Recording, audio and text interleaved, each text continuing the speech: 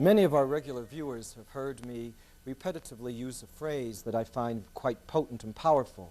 And it comes from a terrible period in the history of the world, which is, the statement goes, if one closes one's eyes to the past, one becomes blind to the future.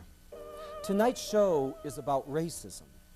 And in order to begin this program, I would like to take a little journey back to the past. In 1911, this was one moment in the history of Kentucky. A group of lower-class Caucasians dragged a black man from off the streets into a theater. They threw him up on the stage. On the rafter, they threw a rope, and they hung him. To combat evil to evil, they charged admission for people to come in and watch. And those who paid for the most expensive seats, they had the luxury of throwing tomatoes at the dead man. It seems a little bit shocking, maybe greatly shocking, but if you look at history of 1911 and in that period, it's not so shocking, because the three #1 best-selling books from 1901 to 1911 were these: The Negro, A Menace to American Civilization; The Negro, A Beast by Charles Carroll; The American Negro as a Dependent, Defective, Delinquent by Charles McCord. Three #1 best-selling books in the United States.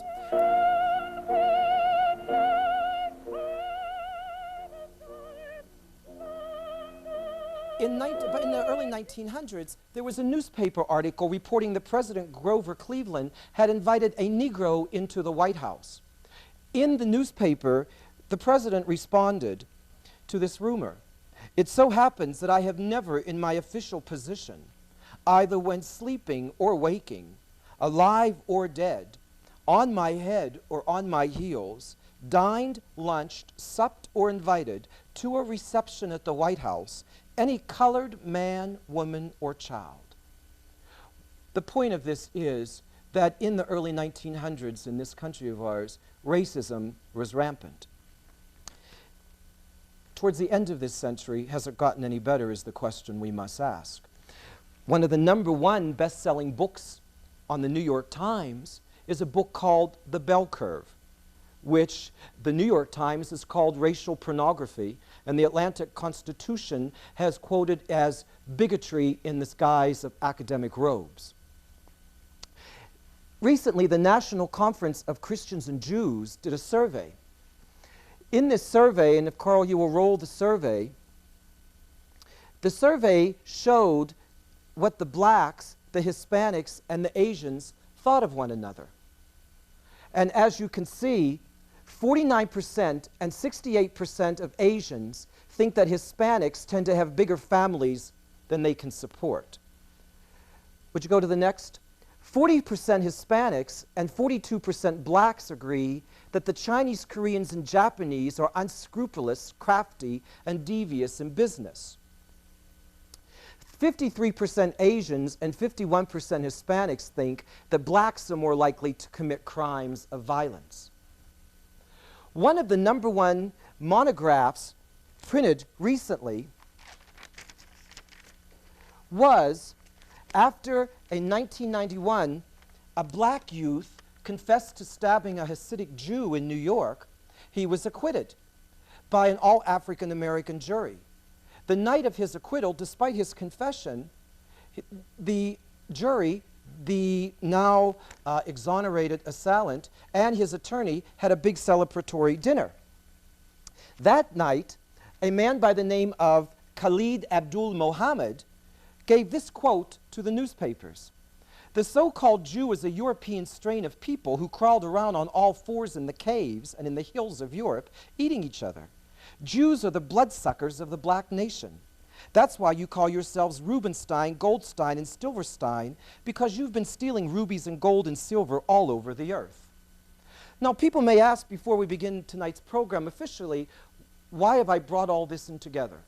Because from 1911 to now, we have had many movements to try to combat racism.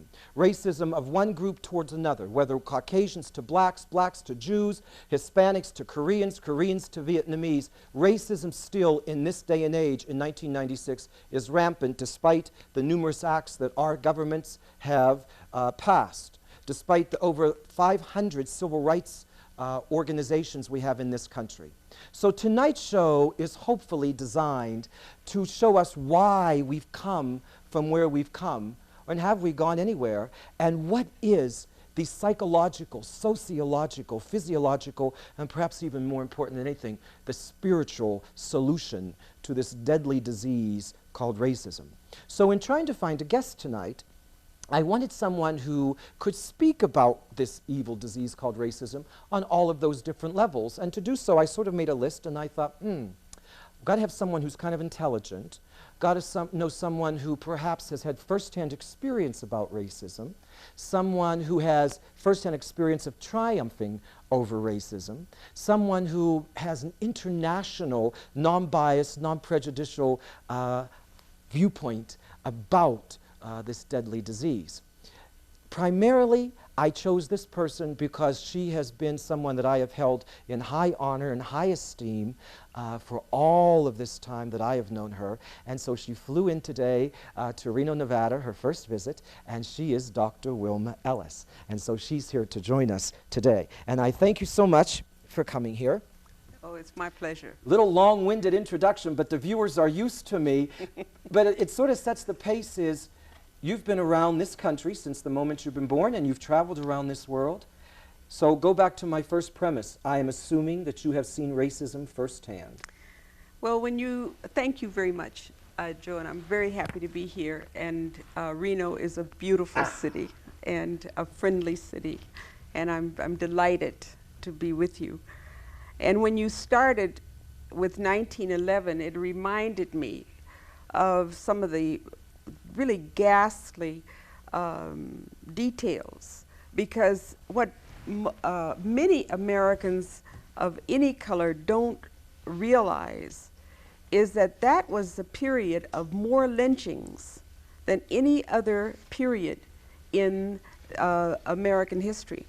It was in the early 1900s that we had so many lynchings, and those were the times that prompted the different organizations to come together and to fight this awful, terrible racism that was unbridled at that time. We didn't have the laws to back us up. We didn't have anything that would be helpful except people running for their lives. That's what we had, only that. And as a result, it was a very, very awful time. I've known families who came to West, and when you get to know the family very well, you find out that the reason they came West was because they were trying to stay one step ahead of the law. But they weren't criminals. One man I knew who moved from Alexandria, Louisiana, to Los Angeles with his family in the middle of the night. Why did he leave? Because he had the nerve to try to start a black baseball team in Alexandria, Louisiana, and there was no white man behind him. And that was completely out of the question. And he had to get out of town simply because he was trying to start a baseball team in Alexandria. Now, that wasn't that long ago. That wasn't 1911. That was more like 1950-something. And the stories go on about this kind of activity all over the country. And another thing that's important to realize is that everybody thinks all that happened in the South. It did not. It did not. Our family moved from Illinois to Arizona in the 30s, and I remember clearly as a little child hearing my mother and father talk about what had to happen right here in the western states. I remember one night when I was a little girl, a group of men came to see my father. These were African American community leaders, let's say. And the issue that they discussed that night was the fact that in Phoenix they were going to build a new bus terminal.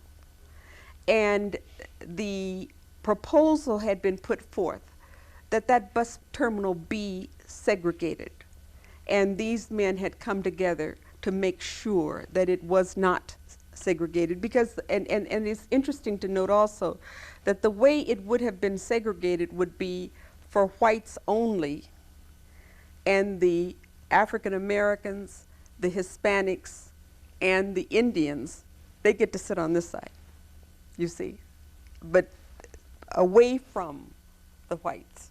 And they won that battle. What happens when you live long enough is that you have many, many horror stories. But I have to know that it is getting better. I have to know that. Because if I don't, I think that people who are senior citizens will lose their minds. Was there a moment when you were a little girl that you suddenly woke up one day, going to school or whatever, and stood there and there was that moment when racism really became a major reality to you as an individual? Yes, but it wasn't when I was going to school one day. One night, our family was traveling by car from Phoenix to Los Angeles, and we were in Blythe, Arizona. And I had a terrible dilemma when I was a child. You couldn't put me in any car without me getting sick. I always got sick. And of course, when a child gets sick, then afterwards you have to eat, you know. And I remember my mother going to a restaurant, just a little diner, to see if they had soda crackers, because that's all I could have. And I remember her hesitation at the door, because in order to get those soda crackers, she had to go to the back door. And for a little child, that kind of recollection you just don't forget. But you see, that's not all bad. It is terrible, but for me it isn't all bad. And let me tell you why. Because that fueled within me the absolute necessity to fight racism all my life. You see, that's what happens. It makes you firm in your conviction that you will do all you can do as long as you breathe. Did your family talk about it? I mean, like you give this story about your mom and the back door. When, not particularly that episode, unless you can really specifically remember, but when she would come back, like in those particular incidents, would the family talk about it? I think there's a perception out there that people who were not, I don't want to use the word victims, but in a way that's really what it was, victims of racism. I think there's a perception of those who never experienced that those who were sat around and moaned and groaned about it all day long and all night long. Woe is me, woe is me, woe is me. But I don't think that's the case. Am I correct or wrong? If one had a steady diet of that particular conversation, one would go mad. Yeah. You can't sit around and talk about it. You have to be, because what happens is you are living in a society that was not made for you. And you have, there is a side of this that I think needs to be expressed. When you are born black or different in any way, you have to learn coping skills. If you don't have those skills, you won't make it. But people don't sit around talking about it. It would be like any other a reality in your life. There are so many African American families, I've heard this so many times, and other people too, who say, we were poor, but I didn't know it. You know, I've heard that so many times, and that's because people didn't sit around talking about being poor. And they had other things in their lives that were certainly enriching. In our family, we did not sit around talking about being black. We were black, we are black, and there are many things in life that we had to deal with, and as you grow up, you learn how to cope, you see. So you don't know. No, you know, when you're talking, I'm thinking about my own family, because when you said about being poor, my family came from a minority group of Eastern Europeans, as you know, and we grew up here in my early childhood years here, grew up in a little small town in Pennsylvania, about maybe 300 people. We still had, looked like Little House on the Prairie, the one little wooden schoolroom, and they drew a line down the room, and in the next town was where, quote, the colored kids lived. But when we went to this little school, they used to put the Eastern European immigrants in one little back side and the colored kids from the little town next door in the other side. And we were extremely poor, and they were really poor. And there was the bond there between these black kids and our kids. And when I'm growing up now, 44 years old, and I think about my past, and I think about what we went through with the taunts and the poverty, I sit there and think, you know what, my childhood should have been absolutely psychologically devastating. Now, there may be people out there who are watching this saying, trust me, he still needs help.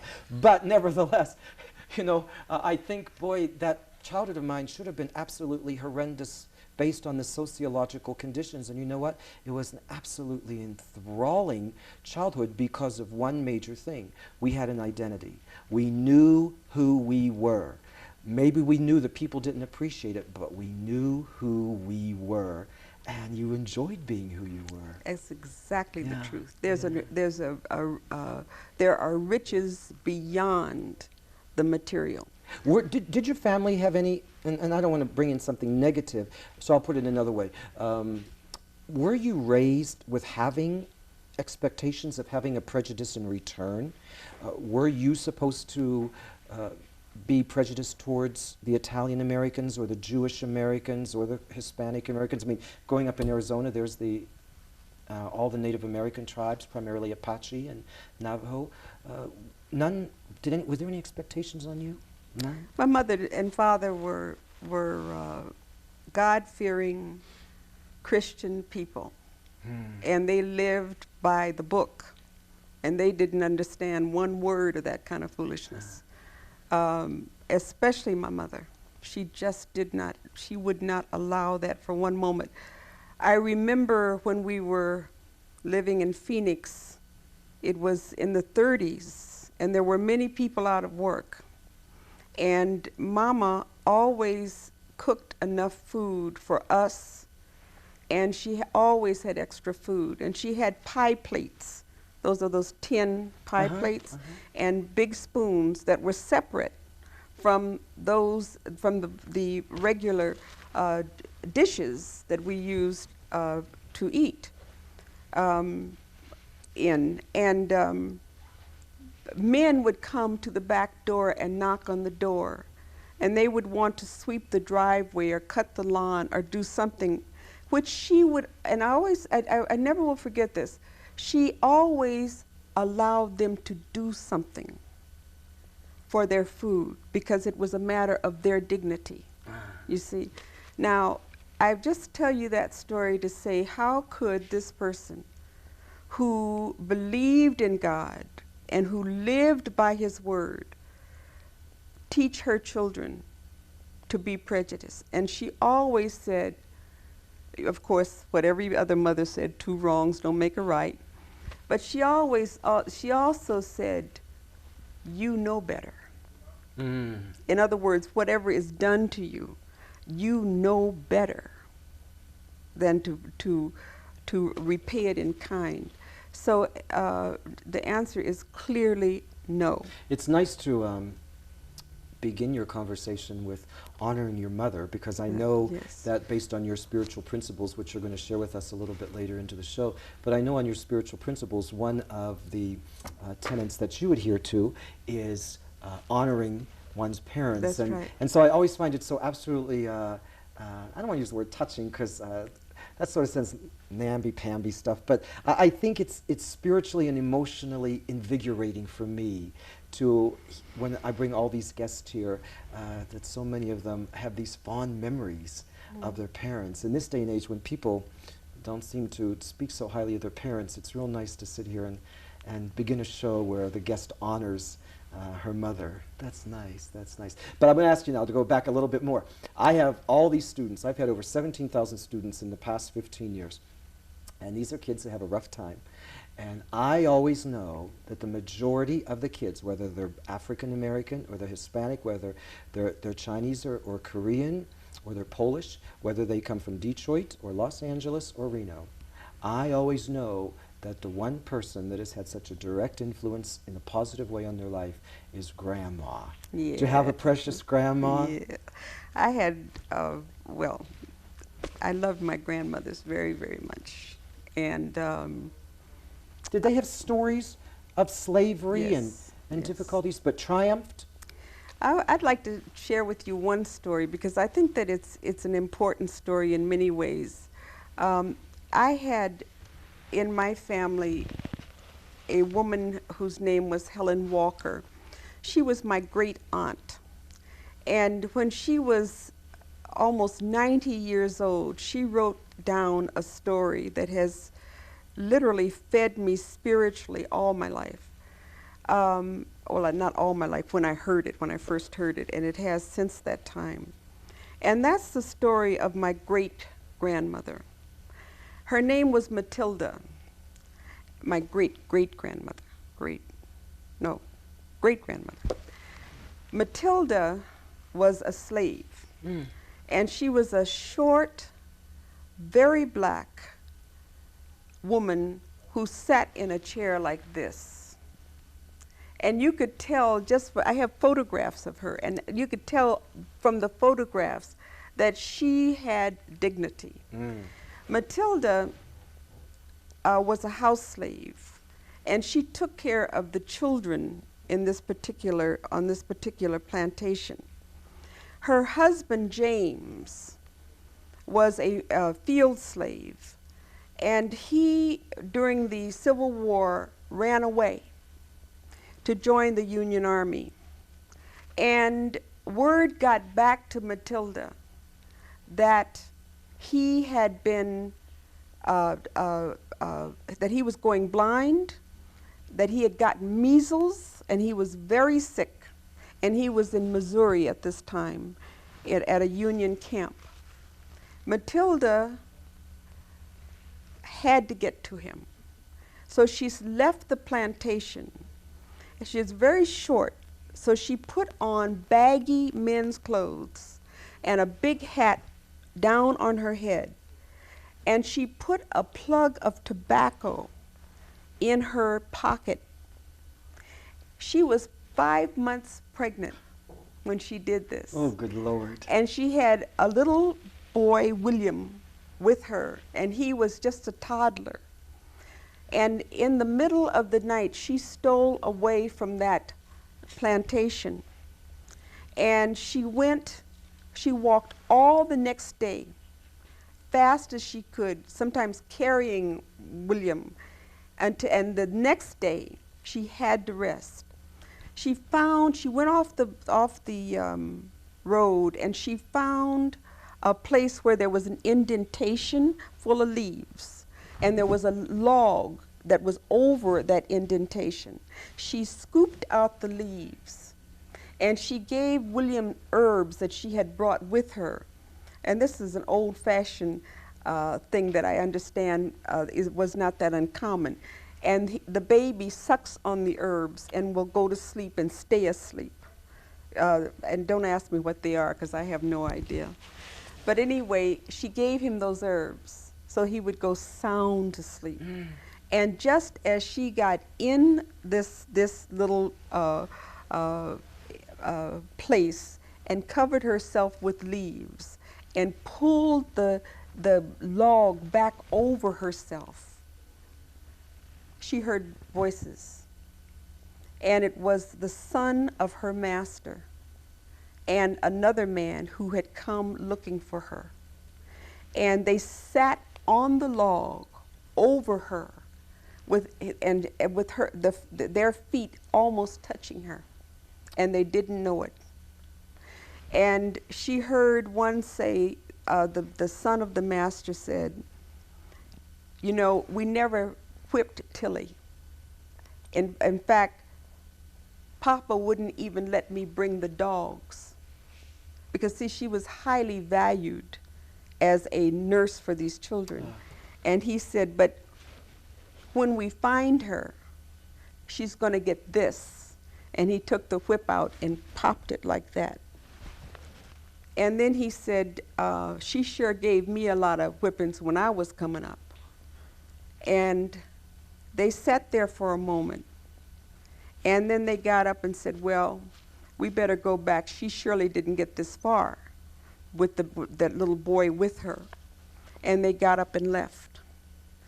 And the next, as soon as she got her strength back, I don't know whether it was the next day or later that day, she got up and went back to the road, and a big wagon came along with these two men in it. And they said, "Where are you going, Sonny, with your little brother? We're your friends. You can tell us." And she explained that she was going on to Rollo, Missouri. And they said, "Get in." And they covered her up. And this was the road that the underground railroad used, you see. She offered them a plug of tobacco, a chaw as they called it, to kind of confirm that she was a boy, not a woman who was expecting. And they accepted that graciously. And they took her to a safe house. And at that safe house, a woman let her sleep and gave her and William breakfast and had her son put them under some stuff on another wagon and take them to Rollo, Missouri. And when they got there, she saw this man coming down the way, and she recognized that it was her James. And she said, "Is that you, James?" And he said, "Yes." "Is that you, Matilda?" She said, "Yes." And she said, "Can you see?" And he said, "Not so much by sight, but by faith." Oh, and I love that line, not so much by sight, but by faith. Because before he had this experience of running away and joining, he was not a religious man, you see, but he had gained his faith through this experience. And to make a long story short, the baby that she was carrying was my great aunt Helen, who wrote the story down. And they went to Illinois, and James worked for a farmer until they got enough money to buy their own land. And they raised 9 children on that land, and they died in their own beds of old age. And that our family still has that land.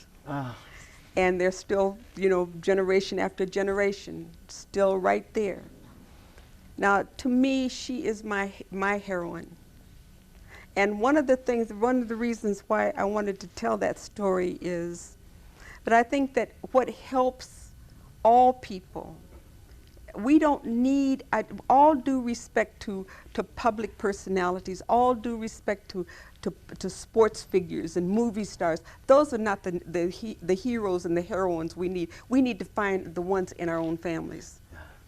You see, because that is what makes you feel good. See, and while you're telling this story, I can't help but try in the right side of my brain to imagine great-great-great-grandmother Matilda And on the other part of my brain, I'm imagining my students, wishing that my students were here to listen to this. Yeah. Because I have said over and over and over that I think that one of the reasons, bringing this up to the present, why so many kids join street gangs, so many That's kids right. are into unhealthy practices and patterns of life, is that they don't know their identities. That's right. And our identities come from our family That's right. stories. That's right. Yeah, that is incredible. That's beautiful. It takes time to tell stories, though.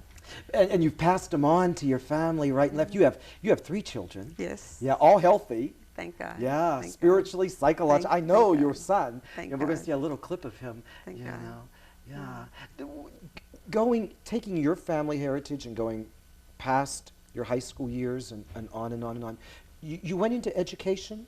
Was that Yes, your I field? did. I went into education and especially interested in the education of minority students because the need is so great. I was vice president for development at Spelman College, which is the top institution for the education of black women in the world, a very fine school in Atlanta, Georgia. And education also gives you hope. But you know, education, laws, all of those are supplements. I always think about Peter. I always think about Peter when I think about what counts. And now I'm going to switch to the spiritual aspect. I believe in education. You know I must believe in education. I'm an education administrator. But I think that there is another kind of education that we really need to have to get past racism. And that is the positive education of who we are as human beings. The nobility that is our birthright when we believe in a just God is the kind of education that we seem to be lacking now, you see. And it must come along with the education that has to do with arts and sciences. I could imagine, because once again, I was thinking about that story I told at the beginning of the show in 1911 with that man. And if you were the family of that man who was literally drug off the streets, what kind of show, it's just so hard to understand. People have to have a sense of belief in justice. And if your father or your mother or your children were those kind of victims, like that story in 1911, you don't have faith in governments, you don't have faith in personalities, you don't have faith in the man-made system. I would only think that that's where people had their faith of justice, was back home in their hearts and in their relationship to this divine creator. Yeah, I think that's true, but I also think that you know, you can take any kind of story, as horrendous as that is, one or two ways. It can either prompt you to be a fighter, you know, for justice, or it can prompt you to spend your life hating people and trying to get even. And if you have any spiritual sense at all, vengeance is mine, saith the Lord. My job is not to get even. My job is to move forward.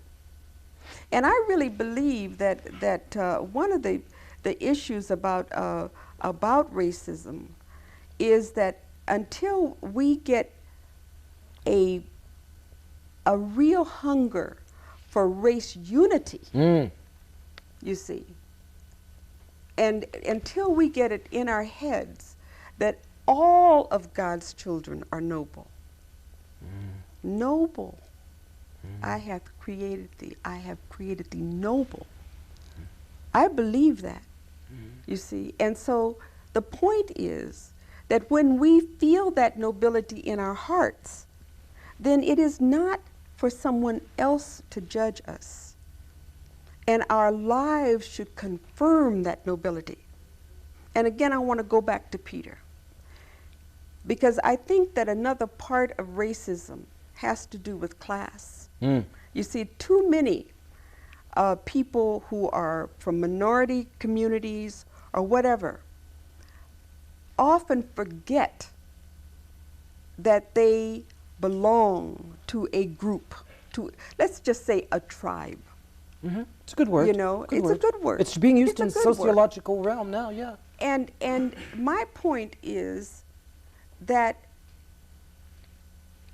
with all the education, with all the material advantages, that we have to have certain loyalties.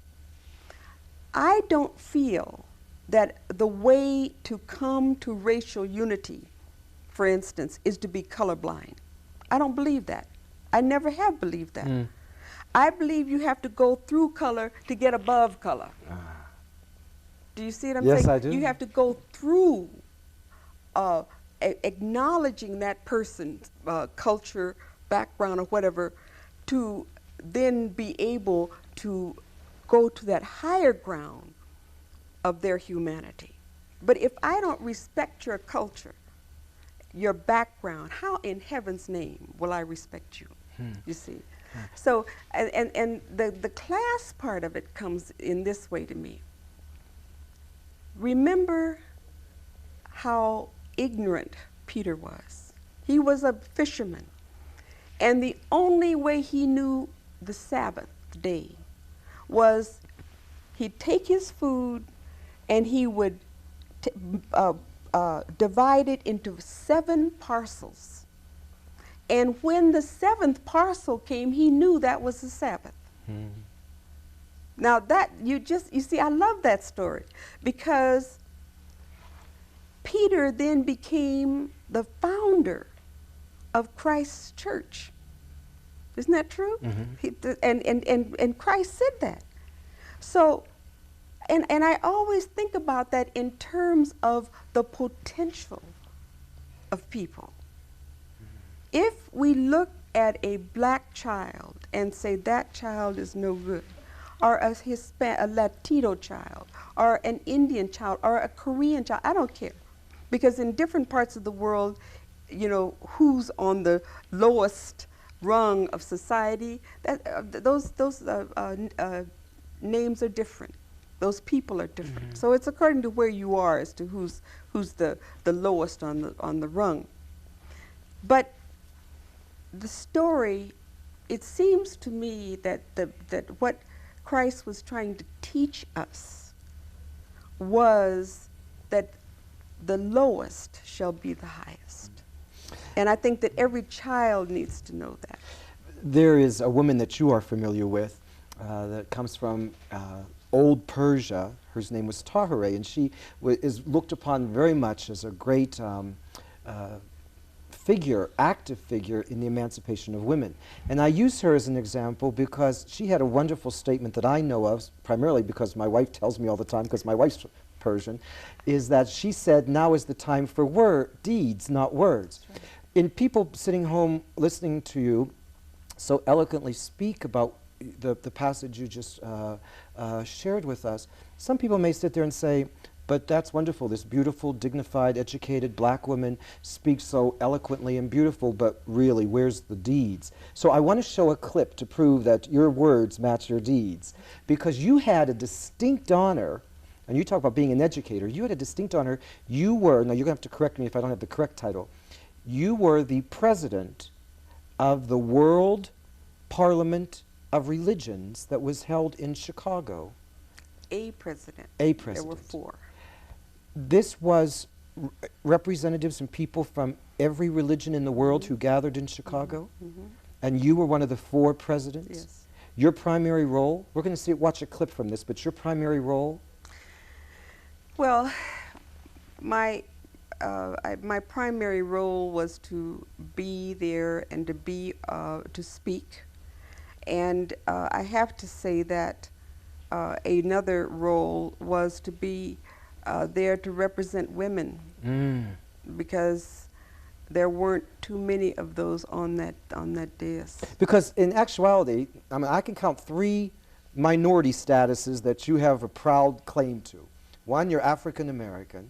2, you're woman. And 3 is you're a member of a religion that really is in many ways, many people might consider a minority religion, which is Baha'i faith.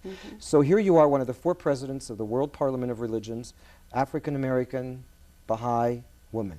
Yes? Quite an honor. Yeah? I would think so. I would think so. Is the tape on? Well, that ain't me because I wasn't invited to be a president. Do you have the tape of the World Parliament? 9 days, 7,000 people from all faiths and many nations. Solemn spiritual convocations. Joyous celebrations of diversity. Earnest discussions. Plans and hopes for the future. It was the 1993 Parliament of the World's Religions, the largest, most comprehensive interfaith gathering ever held. The Parliament was convened in commemoration of the centenary of the 1893 World Parliament of Religions in Chicago. The original Parliament, the most memorable of several congresses held during Chicago's World Fair, was the site of the first public mention of the Baha'i faith in the Western Hemisphere. People of several other faith traditions also attached special significance to the original Parliament, which opened public discussion between the religions of the East and the West, and is widely recognized as the starting point for interfaith dialogue in the modern world. The comprehensive program included a series of thematic plenary sessions, more than 500 major presentations, seminars, lectures, and workshops, artistic exhibits and presentations, several major symposia, and a variety of auxiliary cultural and religious events. I see, when I sit here, what the future holds for us. When I look at the oneness in this room. When man realizes the supreme reality behind, to him, the whole world becomes a family. We are children of the same God, Allah, Brahman. It is incredible how much the world needs the religions. And this is why this conference is so vital in bringing you together. And I would recommend that out of this conference, we get the definition of a new world spiritual order for the next millennium. Scientists, scholars, and prominent religious and spiritual leaders were brought together in an attempt to more seriously address the critical issues facing humanity, including the environment, justice and human rights, religious conflict, population growth, and the overarching challenge of creating a peaceful world characterized by unity in diversity. Much as I question some of the teachings and practices of my own and other faiths, I firmly believe that faith traditions are essential for the human future. You, the leaders of our faith traditions, are the source of our inspiration for what we and Earth can be. Baha'is from Chicago were among the earliest... Brings back great memories? Yes. Yeah. Yes, it was very interesting. It was especially interesting because you had every kind of religious person you could ever imagine in that hall. And when I got up the first time to say something, my thought was, this is what unity looks like. You know, we don't really know how the unity of religions would look like. But when you saw all of those people there, and some very different, you begin to say, well, maybe this is what it's going to look like, at least in its nascent stages. But Wilma, Dr. Ellis, people might sit here and say, once again, African American, women, minority religion. Is it a constant struggle? I mean, have you had it come, repression or victimization or prejudice towards you in all different directions? And in order to get through all, I mean, you told these wonderful stories about great-great-grandmother Matilda and great-aunt Helen. What carries you through as a woman? What carries you through as a Baha'i? What carries you through as an African-American Baha'i woman? Let me tell you a story. When I was a little girl, my mother was a mother of the church in our church. in Phoenix, Arizona. And she had, our family has always been, as I said, a very spiritual family.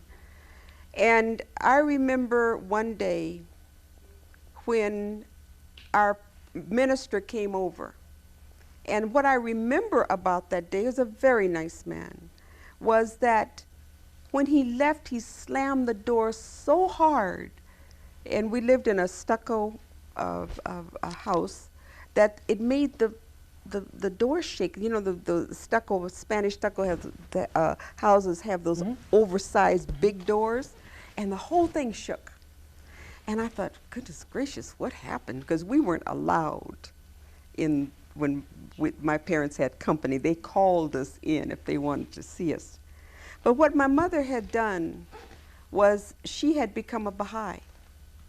And her rationale, which she shared with the minister that morning in the 30s, was that somewhere she would find a religion that practiced what Christ taught. She said there's got to be a place. Now remember, this is the 30s in Phoenix, Arizona, where people are not segregated on Sunday morning. There's got to be a place that teaches that God loves all his children and that they're the same in his sight. And she went on and on with the things, and where there was equality of women and men in the sight of God. And she had told him all of these things, and he was furious because she was a staunch member of the church. Now, we went from that to going all the way across the town, walking, by the way, to a little class for Baha'i children.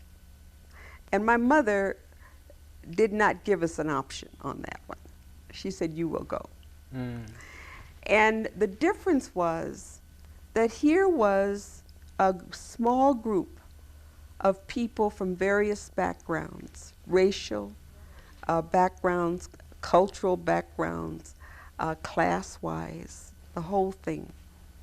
And we had to come together and learn that there was really one God, his religion, and one people.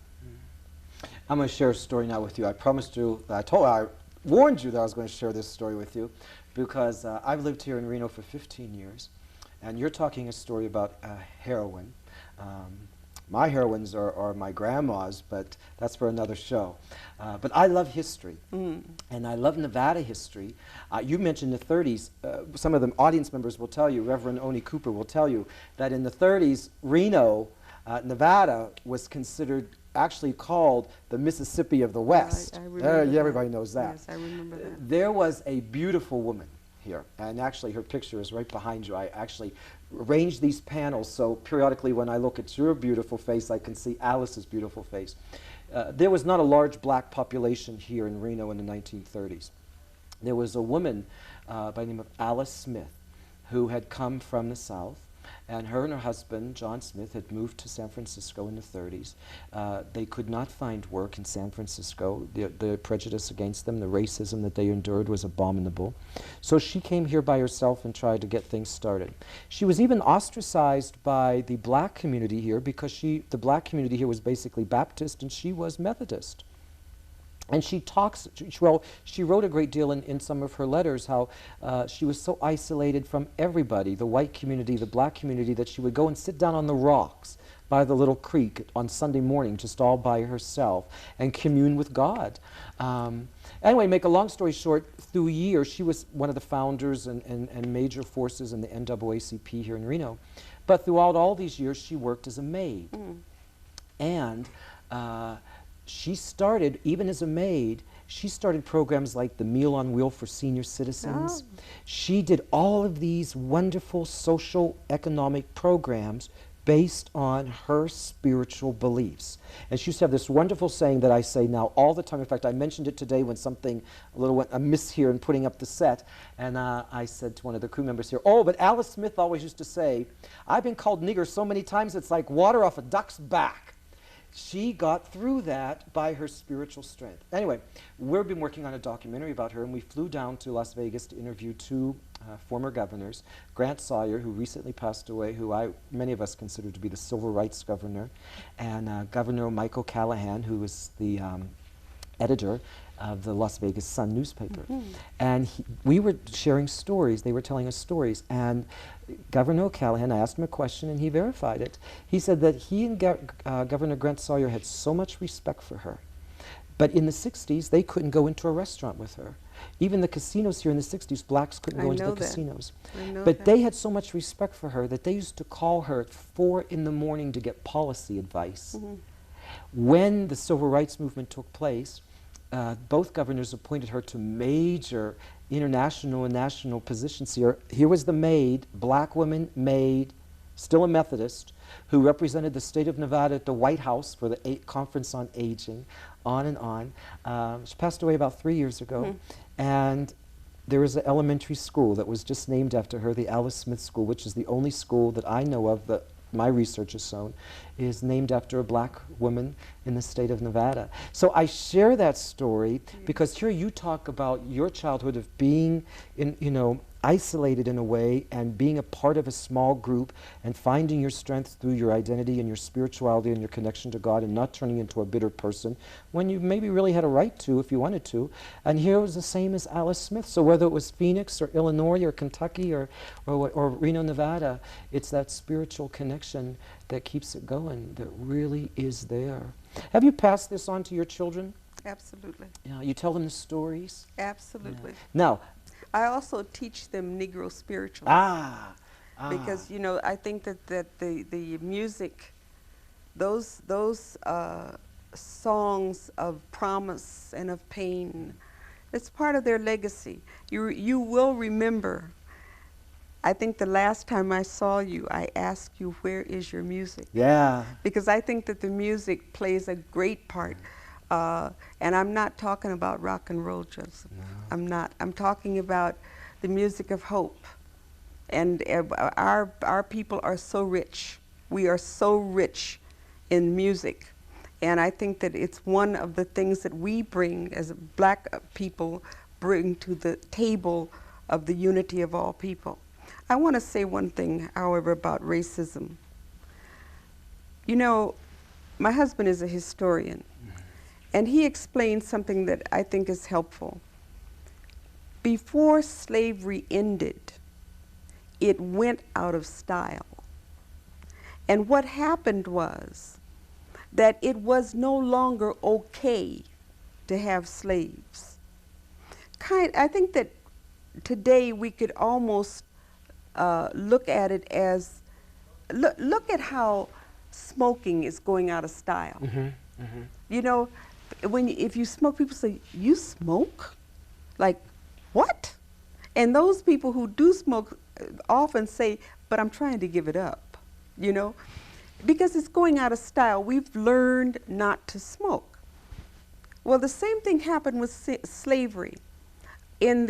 First in the higher rungs of society, but slowly coming down. As far as social class was concerned, the notion of slavery became an unacceptable notion. And I think that some of that is necessary before racism stops. I don't know that it will ever really be over. But I think that, for instance, this Alice Smith, whom you love so much, she said she had been called nigger so much, it was like water off of a duck's back. You don't hear that word very much anymore. And it's not okay. It's not okay. And I think that our children will benefit from not ingesting so much racism. I used to say that racism is like dust. You have to keep your house dusted at all times. And when I say your house, I mean your heart. Because so long as one feels ethnic superiority, we will have racism. I have something I want to bring up, and I want you to respond to it, because I want to go back to a little bit more of the educational sociological aspect. In the sociological realm right now, somebody has put together, and I have his name, called the criteria for being a racist. And I bring this up because you use the word superiority. I'd like to bring this up on screen, the criteria for being a racist, and ask, it goes on, Carl, goes on further. We'll come back to that. It should be the next one. Yes, criteria to be a racist. 1, a belief in the existence of biologically distinguishable groups or races in regards to superiority. Obviously, you don't adhere to that. Well, science doesn't. Science doesn't. And as science and religion our truth is one. Truth is one. It cannot be scientifically false and be in any other way true. And it's the reason why I believe that the New York Times has called that book The Bell Curve Racial Pornography, because that's what that book proposes, but that this biologically. is not, at least once every, decade or 2 decades, somebody writes that book. Yeah. That book has been written again and again on the subject of racial superiority. And it has been, Alice Smith says it's not true. That's right. Let's go to the second criteria. Rank these races in terms of superiority and inferiority. You use the phrase, we're all children of God. That's right. God certainly, in your estimation, in my estimation, does not rank us according to our races or ethnic groups in any line of hierarchy. No, I don't think that one can do that, because in the first place we don't know enough to make any kind of a sound judgment about the gifts that different races have, and they do have gifts. In the Baha'i faith, in the writings, it says that black people are like the pupil of the eye, surrounded by the white, but through which the spirit is seen, or the spirit comes. And each race is given gifts by God. And I don't mean that in some separate way, right. But the whole notion, Joseph, is that we come together like flowers in a garden. A rose does not want to be a lily, nor does a lily long to be a sweet pea. Now, who is to say which of those flowers is the most beautiful or the best? Put it in another way. The analogy I like is the one of the symphony orchestra. We all are the instruments. We are God's instruments. And it takes that whole orchestra and all those different instruments to make the music of unity. So you see, it's not enough just to say, I don't hate. That's not what I have to learn is love and peace. And that has to come inside. I'm so good at picking the right guests. Let's go to point 3. Hold these rankings to be intrinsic or innate. Well, obviously, you just answered that. That's obviously not the course of action to be. And then the last, Carl, would you give us the last one? Seek to use them as a basis for discrimination, segregation, or the denial of rights extended to other human beings. When you read this, Wilma, any thoughts go straight from the soul? The thought that comes to my mind is that the ugly flowers of racism grow on and on. I was just thinking about the fact that Hitler has been dead for over 50 years. That we've had, or I should say, I don't know whether he's been dead or not, but we had I was at the United Nations when we had the celebration of D-Day. And D-Day was the day that we in Europe finally were ready to rid ourselves of Hitler. And yet his ideas, look what's happening with the militia. Yeah. Look Even what's today. happening right in our own backyard. Right. And all of that is based on these notions of racial superiority. And I think that people have so much anger Yeah. and hurt in them. And militia are angry with the authorities.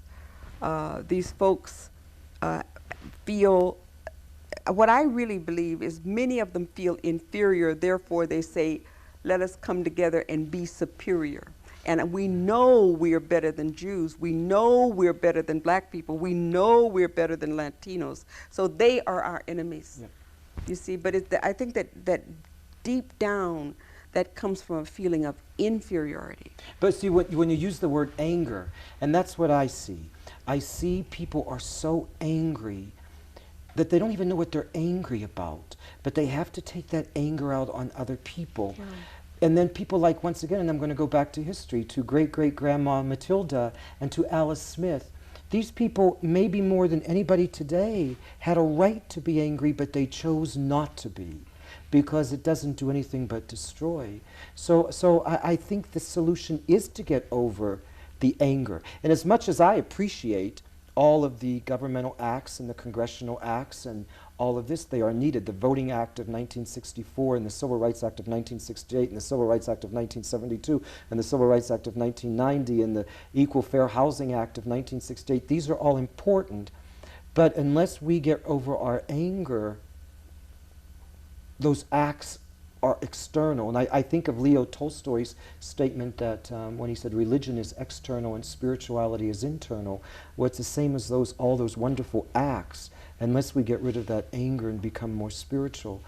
I want to go to a more recent period of history before we actually open it up to questions that the audience members may have. Where were you during the LA riots? Are you talking about the ones that just happened or the ones that happened in the Watts riots? Well, which one was the strongest for you? Watts. Watts. Where were you? I was in San Jose, California at that time, and I was working at Stanford University in Palo Alto. And I was there, and I shall not forget that, because I hadn't been there very long. And I felt like I should be back home in Los Angeles, because I moved from the Southern California to Northern California. What was very, very hard for me was the mixed feelings I had, because I knew people who were from Watts and who had been in business in Watts for years, but they couldn't.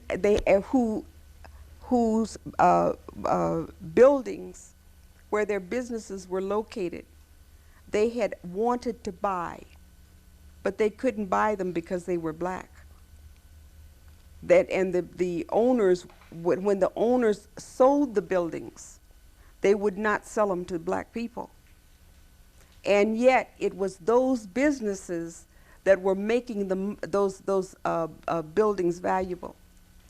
So the problem to me was that I had such a mixed feeling about it, don't you see? And in one place I felt like, I thought, isn't it terrible? Look at those neighborhoods. I went to that park. I know that place. On the other hand, I thought, let it burn. Let it burn. Let's start all over again. You see? And even though you could say, well, now, Wilma, you're a Baha'i. You believe in racial unity. You believe in the oneness of all people. How could you say such a thing? I'm telling the truth, that as a black person who knew that area well and knew the injustices, it was hard not to have mixed feelings. Where were you during the recent LA riots over I think the first, actually there were two, but the first one was of recent time was during the Rodney King episode. Yes, I was on the East Coast. You had an office at the United Nations. Yes. You were your official title at the United Nations was? I was Administrator General for the Baha'i International Community Offices in New York and Geneva. Which really represented, I understand, about 5 million Baha'is of 5 every million. nationality, ethnic group, race, and all this. In fact, you had another, besides the World Parliament, you were in charge of another major international event that brought, I think, about 30,000 people from every country in the world to New York City on Thanksgiving weekend at the Jacob Javits Center. And I want to ask you to just speak briefly about that, because there is a specific reason why I'm going to bring that up. Well, I was the convener of the program committee for that activity, and then ultimately one of the 3 coordinators for it. It was the World Congress of the Baha'is, period. And we did that in 1992. I want to tell you why that to me, because we'll show a little clip later on. I'll edit this in for those who wanted to see it. There was a procession of people from every ethnic group, racial group that you could imagine walking up into that podium as a family of mankind. Oh, that's beautiful. What touched me so much was, now after it's all over, not only to see the array of mankind there together, but just a little after that major event, there was another event there, and I'm going to be real honest about it, as you were just honest. There was another event there from the Nation of Islam by Mr. Farrakhan, where the same equal number of people met to denounce people of different races and nationalities and ethnic groups. And I studied that ferociously, that event. I mean, I read and devoured the newspapers and the magazines about it, because it was such a contrast to me.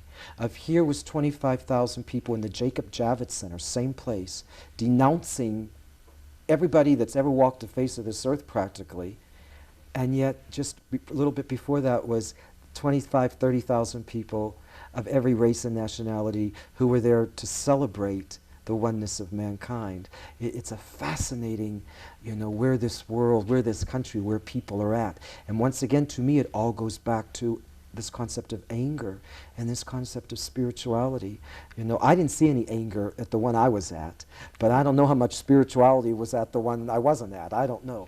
I want to open it up to some questions from the audience, and then I want to come back in closing, because I have a monograph that I know it's been distributed all over the world, and I know that directly and indirectly, and I'm going to ask you to talk about it, you had a voice in this monograph, which is called The Vision of Race Unity. And I want to spend a little bit of time discussing that, because once again, I don't believe in closing the eyes to the past pain, because then we do become blind to it, as that statement goes. But I want to always present a solution to some of the pain, and not a solution of Band-Aids, but doing some real surgery to eliminate and eradicate this disease called racism. I just want to know, does anybody have any major questions for Dr. Ellis? The audience is not mic'd, so what I will do is, if you will just shut out your question real loud, and then I will repeat it, because I am mic'd. Reverend Cooper. My question is to Dr. Ellis, since we are living in very unrestful times, if you had something to offer for the people who are haters, young or old, and the people who are drug users, what advice would you give? Okay, I'll repeat for the sake of the camera. What advice would you give to the people, maybe even primarily the younger people of this generation and age, like drug users and all of that? That particular Well, you illness. see, I think, again, let me just say that we have to be able to put our consciousness around the notion of our own nobility. I believe that the statement, "Noble, I have created thee, why doth thou abase thyself?" And I believe that that statement has to be ingested. And people who are on drugs, and I have had too much experience with that, having to deal, especially in schools, they're looking for something. They feel empty. And what they're looking for, in my honest opinion, is God. It is a spiritual disease. And one of the things that proves it is that drugs affect everybody. The richer you are, the better cocaine you can buy. That's all it means. If you do not have, if there is a spiritual vacuum, if you cannot find God within, if you don't know how to pray and seek His solace, then you're apt to do anything. I believe that violence is caused by prejudice. I didn't say that. The Baha'i writings say that. That the reason that we have violence, and it gets to be a major part of our society, is because our society is riddled with prejudice, you see. So I think that what I have to say is that to people who use drugs, to people who are haters, they too have to answer to God. They too, someday they will die, and they will answer to God. I believe in the hereafter, you see. So I believe this part of our spiritual journey is but one part. And we will all go on. And it is up to every single soul in this day and time to find spiritual food that will feed them and will stop them. And I don't mean to be repetitive, but I'm going to repeat myself because I work with teenagers all day, and after that you do tend to develop this pattern of repeating oneself. I know that my students who say, well, they use drugs and they are involved in unhealthy patterns, as I say, because I really truly believe there's no bad kids out there. We're just healthy kids that develop some unhealthy patterns. That many of them will say forthright that they use the drugs to numb their pain. And I'm going to take it back to your story and to my story. Great-great-grandma Matilda, wonderful, wonderful heroine Alice Smith. These people were in pain.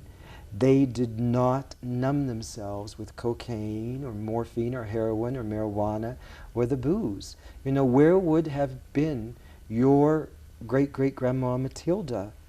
She would not have been able to think properly to do what she did if she had riddled her body with cocaine. You know, Alice Smith had a choice. She could have sat home and walloped in self-pity and drank the whiskey and said, woe is me, I'm a black woman, and even some of the black people here don't like me. Or she could have went out and said, well, I think I'm going to do something spiritual today. I think I'll invent Meals on Wheels for senior citizens and go out and do that. So, well, I feel that we all have that choice. And I feel that we pay the consequences for it. And I don't feel that, you know, that there used to be a poster that said, this little black boy, and it said, God doesn't make junk, and God made me. I believe that. But I also feel that we as senior members of this society, we have a role. And that role is to love our children and to love other people's children. You see, what I see too often are children who the vacuum is created in them because they don't feel the love. TV cannot raise my child. My child needs my arms around him and her, and they need to feel the softness of my bosom. You see, and TV can't offer that.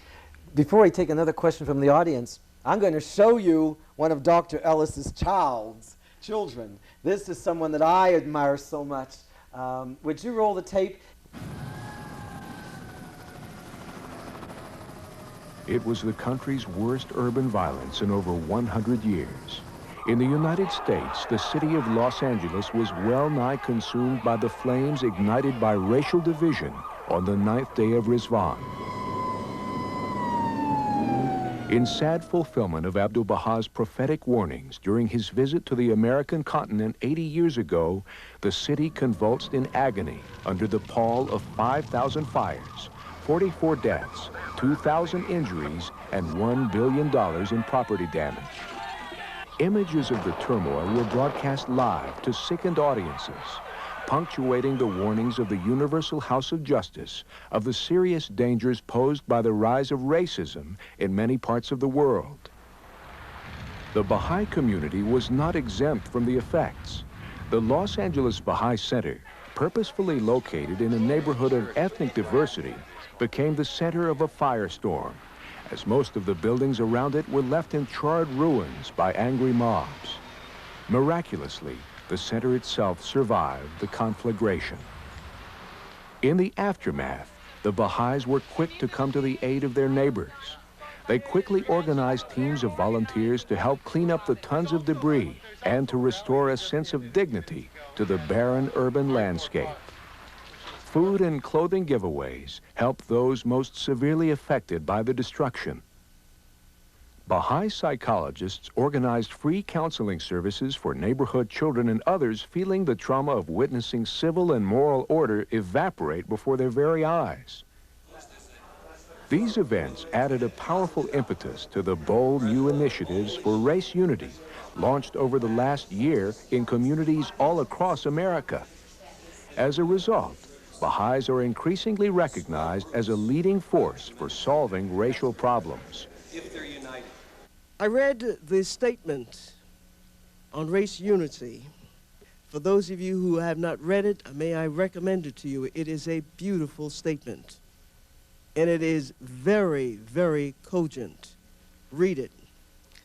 We thank God for the Baha'i community and for the contribution you make continually to each one of us. The National Assembly sent an open letter to the President of the United States, which was prominently published in New York, Washington, and Los Angeles newspapers. The letter strongly urged him to step up government efforts to address America's most challenging issue before the nation's cities are reduced to rubble.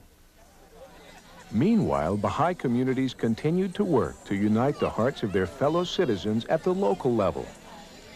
Baha'i communities have been asked by police departments, by mayors, by human relations commissions, by a state attorney general, by major corporations, and by a variety of other agencies to assist in a wide range of ways in eliminating racism and promoting race unity.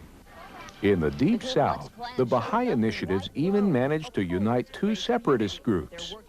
The irony of the incident was so significant, it became the top story on the local TV news.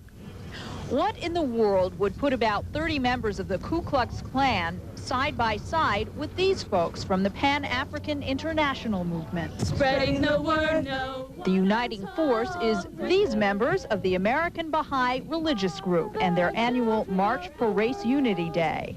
Baha'is believe in the unity of mankind. Everyone's the same because God made us all. Marchers seem to have no problem with the uninvited guests. I'm glad that they had to get together to come protest us. We did our job. We're bringing people together. There are about 300 marchers here. Organizers say this may be the single largest show of ethnic unity in Hillsborough County history. Baha'is are involved in the widest range of activities in the service of their communities to promote understanding, to bring groups together, and to demonstrate the models of racial, ethnic, and religious unity Baha'u'llah came to establish. Racism, just undo it. Robert Henderson is your eldest child, yes? Someday when I am old, and if anybody bothers to ask me any questions about my heroes, I shall tell stories about Robert Henderson, because I just absolutely adore that man.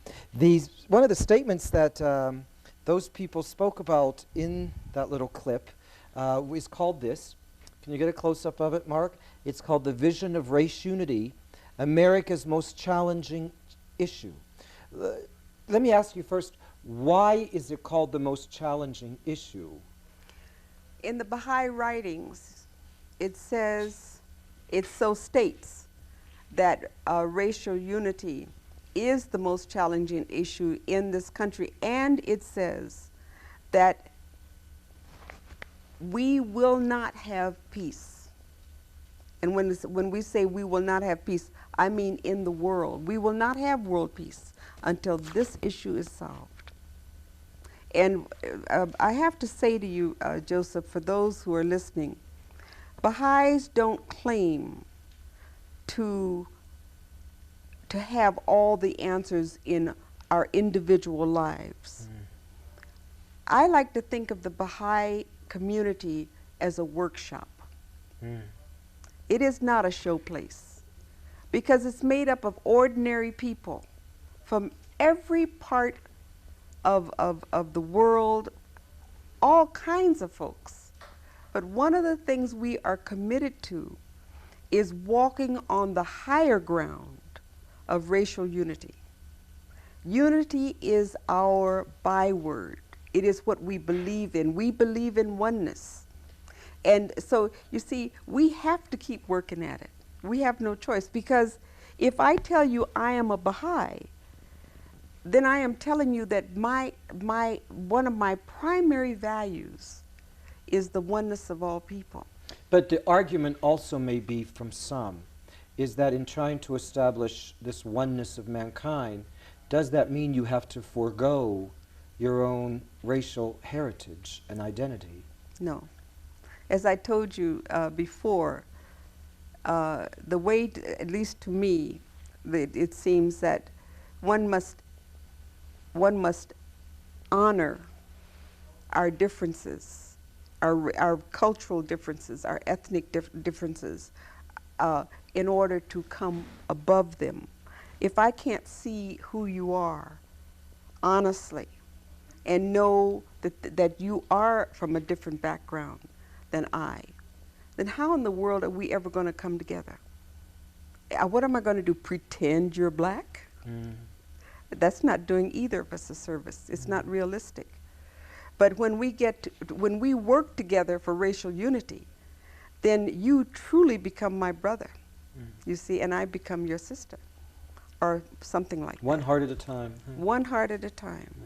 But I think we're going to run out of time if we try to do one heart at a time. I think we have to do masses of hearts at one time. But I can say this in all sincerity, that no community in this nation has a track record like the Baha'i community, because we've been doing it ever since there was a Baha'i community in this nation.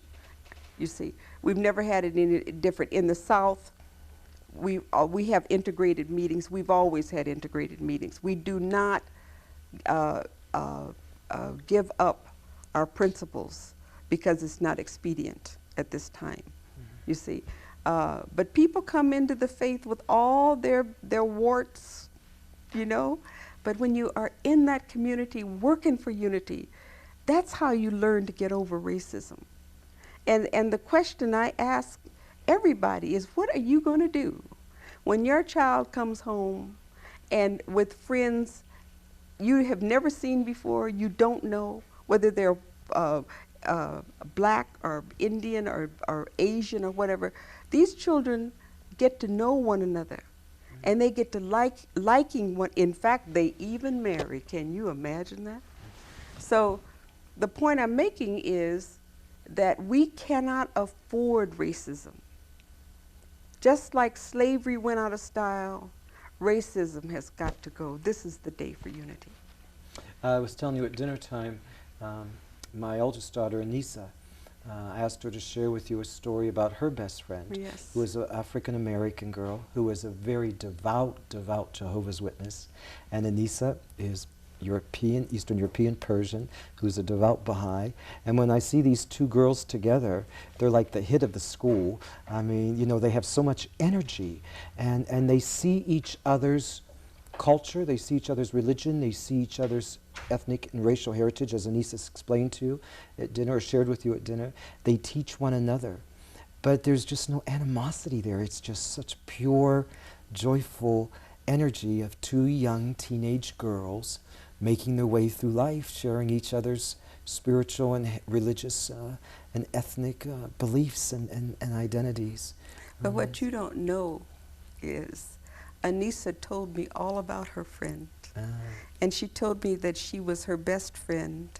She told me that she was Jehovah's Witness. But she didn't tell me she was African American. Yeah. I think that they've gone beyond that. She didn't mention that. And I don't think that she didn't mention it on purpose. It just wasn't important. Because there's just that love. That's but right. there's that recognition. But it's not necessary to put those identities or labels. I want to bring this to a close by actually saying thank you to someone that I know that many people sitting here today in the studio are familiar with, and perhaps not too many remember her on a daily basis. I do. And I say this in all honesty, and I've never shared this with anybody, and I've shared some pretty good secrets of my life with people, but I'm going to, because of your specialness, I'm going to share something with you. I told you about my past, and I've shared little bits and pieces with you about my past in the past, and I was raised to be prejudiced. I was raised to stick with your own kind because it was a protection.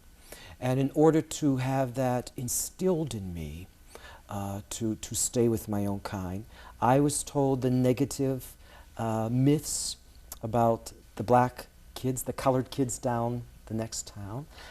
We didn't grow up in a place where there were Indians or Hispanics, but ours went to the Poles and to the Serbians, and most worst of all to the Protestants and to the Jews, and on. But my grandma always used to, at 2 o'clock in the morning, 7 days a week, get up and make homemade bread. And through the house, homemade bread would filter through. And so I would get up and I'd go sit down in the kitchen with her, and we'd drink hot tea and hot homemade bread. And she would tell me, don't pay attention to anything that this family is telling you. Just pay attention to God. And her and I would sit there, and there would show in the middle of the night in this dinky little town Mahalia Jackson's midnight showing. And every night Mahalia Jackson sang. Yes, she and did. I attribute my quest to eliminate and eradicate any prejudice in me to Mahalia Jackson. And even my kids will tell you, when I get up in the morning, get ready for work, they hear Mahalia Jackson singing from my bedroom, from the tape recorder in the boombox, because all these years later, I say if there was one person in this world that brought me a little bit closer to God, it was Mahalia Jackson. So in my own little way, I'm going to dedicate this program to Mahalia Jackson. Well, you will have no argument from me. When you said that, the words came to me. I played Mahalia a lot. I heard her in person, and I'll never forget it. It was in Laverne, California, and the microphone broke, and it made no difference at all. That's how big her voice was. And what it came to me was her song, which I love so much, where she says, "My God is real, for I can feel him in my soul." And I always love those words. They give me great comfort. So you see, we do share a love. Thank you so much for coming on behalf of all of us here. Really, thank you so much for being a part of this. Hopefully we've maybe just even, somebody's flicking the channel and one person stops and listens and they think, I think I'll just no longer think in any way, shape, or form about prejudice. Just remember that racism is out of style. Maybe we'll name this show, Racism That's Out of Style. Yes. Thank you, Wilma. Thank you very much.